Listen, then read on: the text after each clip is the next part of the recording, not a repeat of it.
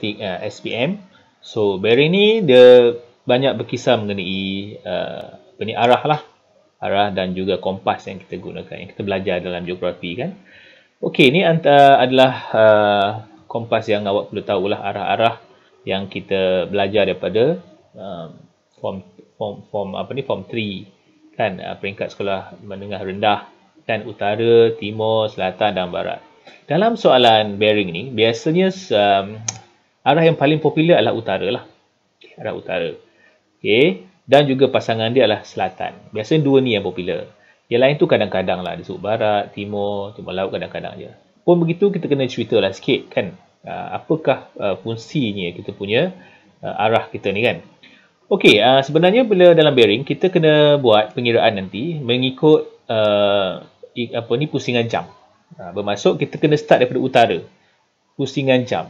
Macam tu. Kalau sampai sini 90 darjah lah. Okey. Kalau dipusing lagi sampai sini, jadi dia adalah 270 darjah. Kalau sampai sini berapa ni?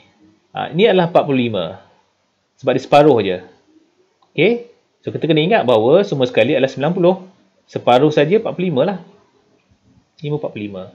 Begitu juga yang lain. 45 dan sebagainya.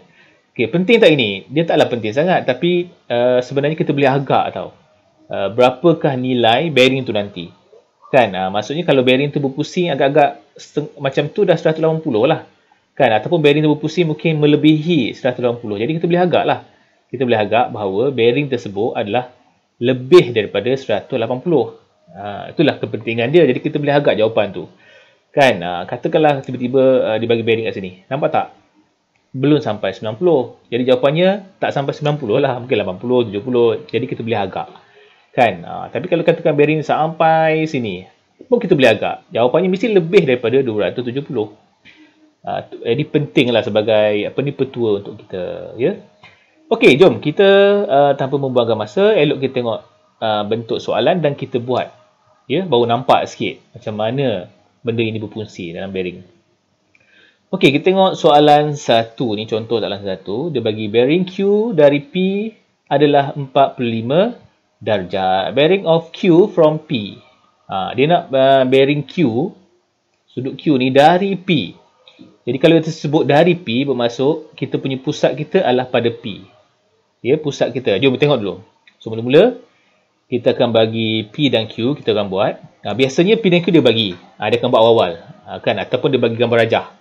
Kan? Ni sebab contoh biasa kita lukislah dulu kan. So, P dan Q. So, ingat dia kata dari P. Okey, kita buat logaris, maksudnya P ke Q.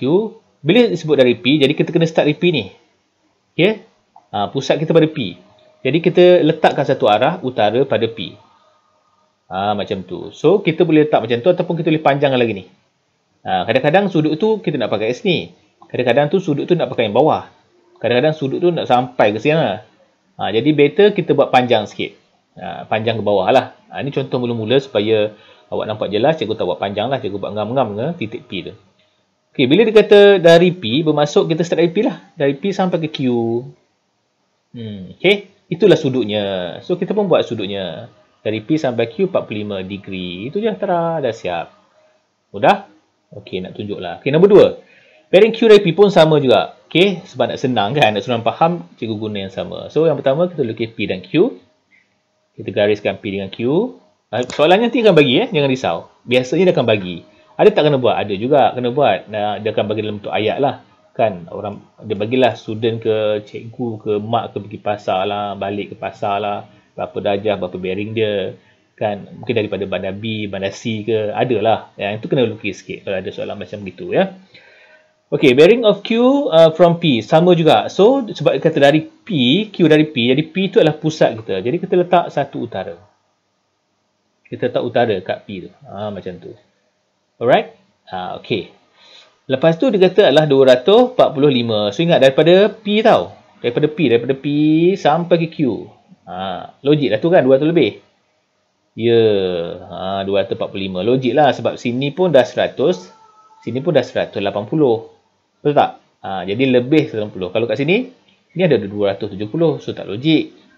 Kan? So ngam-ngam kat situ. Ini dia suruh kita sketch je. So mudahlah kan, ataupun guna kita punya compasses kita. Kan? Ataupun protractor. Okey, jom kita tengok lagi contoh soalan ketiga. So ini macam panjang sikit kan?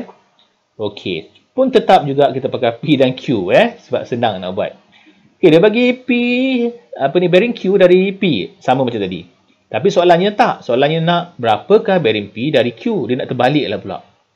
Pun begitu, kita kena buat yang asal dulu ni sebab inilah maklumat kita. Okey, so yang pertama kita lukis Q dan P dulu yang biasa. Kita menggunakan maklumat yang ada ni, kita guna yang dulu, kita lukis. So P dan Q kita garis dulu, P dan Q. Okey, bila sebut dari Q, dari P, so pusat kita pada P. So kalau dia tak cakap apa-apa, maksudnya utara kita adalah dekat P, macam tu aja. Okey, kecuali kalau dia sebut utara ke arah mana, ke kiri kanan ke dia sebut, baru kita akan buat. Tu nanti tengok soalan yang keempat nanti macam mana. So jadi kita letak kat P, tengok cukup panjangkan sikit okey, senang sikit.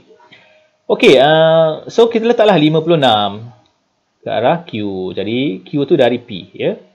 Okey, tapi dia tak nak bukan ini jawapannya sebab ini maklumat. Soalannya ada ini. Berapa pula bearing P dari Q? Dia nak dari Q. Jadi pusat baru kita adalah pada Q. Kita buat pusat baru kita pada Q. Nampak tak? Kalau ni utara, ini pun kena utara juga. Dia kena sama yang sebelah tu. Okey, lepas tu ingat kita kena buat daripada utara ikut lawak, ikut arah jam. Daripada ikut arah jam. Sampai ke situ. Baru namanya P dari Q. Okey, jadi yang pertama kita buat dulu. Situ sah-sah dah 180, ingat. Kita belajar mula-mula tadi kan. Okey, cuma kita tambah sini sikit. Ini tak ada maklumat. Macam nak cari ni? So, masa form 3 dulu kita belajar. Ingat tak kita belajar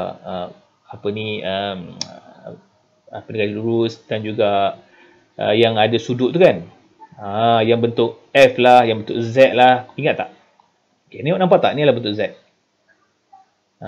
Okey. Jadi sini adalah sama sebab dia adalah bentuk Z. Okey, dalam bearing ni banyak bentuk Z digunakan. Jadi cikgu beritahu awal. Bentuk Z, cari bentuk Z. Jadi kat situ adalah 56, dah tahu dah awal. Jadi total semua sekali kita just tambah aja. Dah siap. Jadi itulah bearing P dari Q.